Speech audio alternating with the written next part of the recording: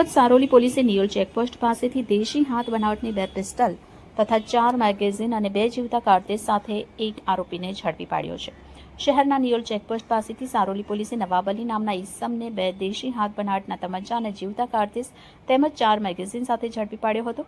Police પૂછતાછમાં આરોપી pistol અને કાર્તુજ લવકુશ કુશવા નામના ઈસમ પાસેથી લાવ્યો હોવાની કબૂલાત કરતા પોલીસે તેને વોન્ટેડ જાહેર કર્યો છે।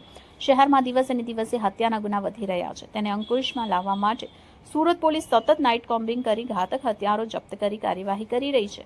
ત્યારે સારોલી પોલીસ ટીમને બાતમી મળી હતી, એક ઈસમ નિયોલ ચેકપોસ્ટ પાસેથી દેશી હાથ બનાવટના તમંચા અને કાર્તુજ લઈ જઈ રહ્યો છે, જેથી પોલીસ ટીમે બાતમીના આધારે બતાવેલી જગ્યાથી આરોપીની ધરપકડ કરી પૂછતાછ કરતા પિસ્તોલ અને કાર્તુજ લવકુશ કુશવા નામના ઈસમ પાસેથી લાવ્યો હોવાની કબૂલાત કરતા પોલીસે તેને વોન્ટેડ જાહેર કર્યો છે।